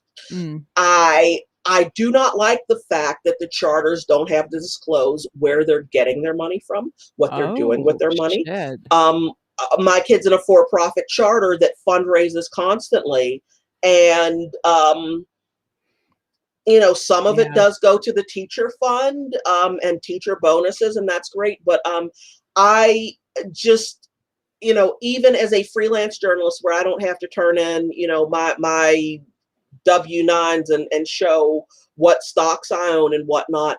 I do not give to organizations that will not be fully transparent with where my money is going. I don't give Makes to the sense. Red Cross for that reason. Oh, wow. Yeah, it's the only Well, thing I'll well, give to the Red Cross is my blood. Like, it's yeah. Now I'll give blood. Yeah, I will. I do give blood because I'm O negative, it and I'm not taking any drugs or anything aside from the occasional Tylenol. it Yeah. So to you know answer the what? question from an hour ago, my medication for ADD, it, if I will take it as needed, like Yeah. if I'm, when I'm doing a project, um, I might take something. Through the pandemic, especially when it was dark and black at 4:24 p.m. I wasn't taking any kind of ADD stuff, but I was taking some anti-anxiety stuff. Yeah. And then, when the sun started coming out and staying up most of the day, I tapered off. And, because to be honest,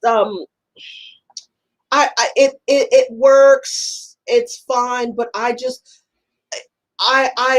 not really somebody who takes a lot of stuff. If I need it, I Yeah. will take it. But I find that my life is such that when I get into a routine that kind of works for me, Yep. and when I am physically active, if I when I'm terrible, I'm terrified, rather, not terrible. I'm terrible, but I'm terrified right now.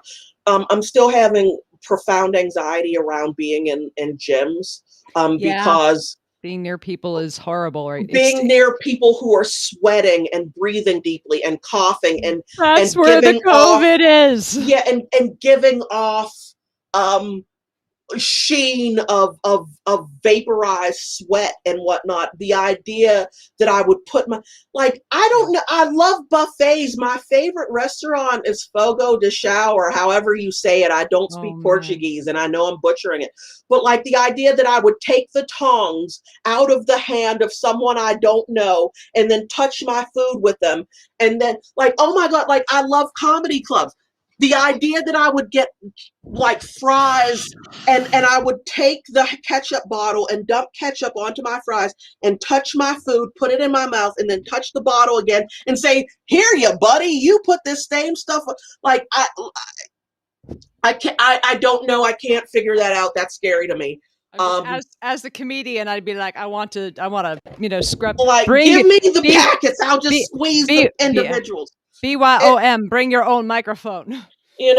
But physical activity, I like kettlebells. I like, I Yeah. out here in the country, there's a point 0.6 Nice. mile uphill mountain. Oh, nice. Every morning my husband, my son, and I walk down the mountain, and then we got sticks and we're trekking up the mountain like that Oh, yodel guy from the Price is Right. nice. um at some points the angle is actually 45 degrees, and we're trekking up 45-degree angles, and Nice. going down. So we when I'm Yeah. when I'm moving around, when I'm doing that, and I sleep, and my sleep hygiene is good. Oh, yeah. I don't really need the medication as much. The um best.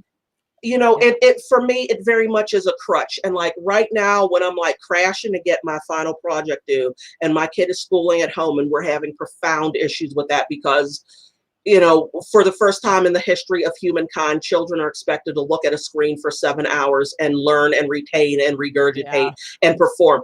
And Yeah. and I've got a kid who, we love Socrates. We love We Socrates. The love the whole Socratic method. and that's the way, that's sort of the foundation of how many of his classes are taught.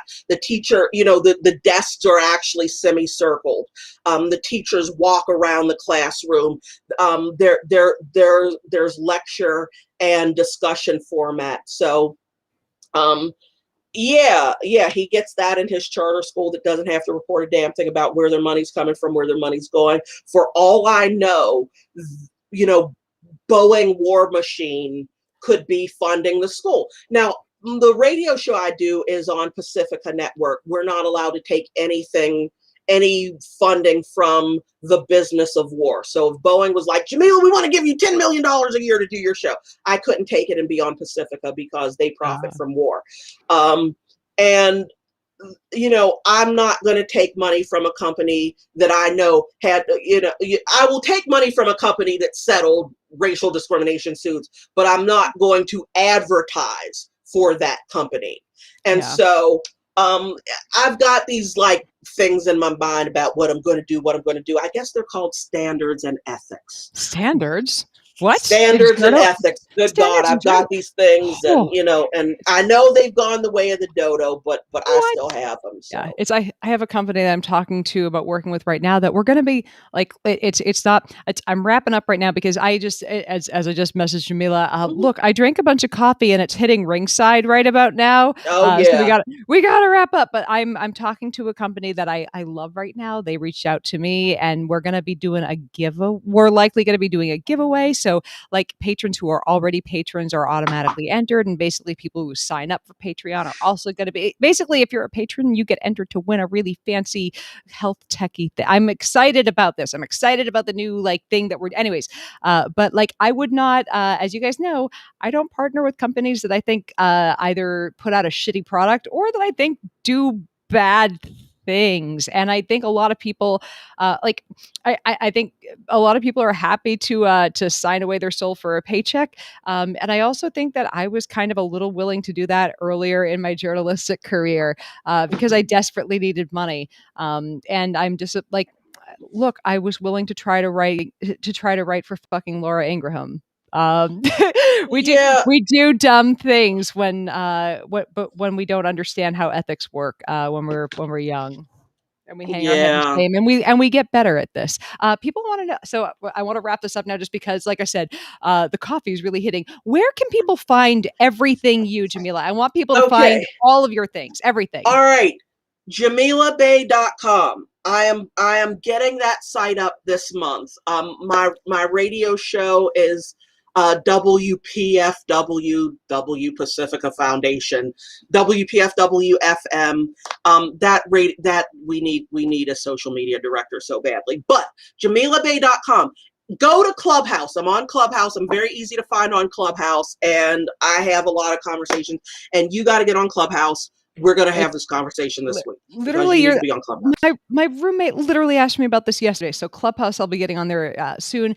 Anyways, it has been, as always. You know, I just love having you in my life. I feel like I love you. I feel like we could just end up turning this into the Jamila on the show, like every, because I try to do the Sunday show every other Sunday. I feel like I could just have you on here every other Sunday, and it could turn into our podcast. And people would be thrilled. Let's do it. Fuck it. Let's do it. Fuck it. See you in 2 weeks. Awesome. Awesome. Right. Yay. I will have turned in my project by then. So love every last one of you. You be well. Cool. Hey, right. The world's a great place. Be good to each other. All right. We will see you guys soon. I love you guys. I love you, Jamila. And I will see you guys next week. All right. Bye, guys. Bye-bye.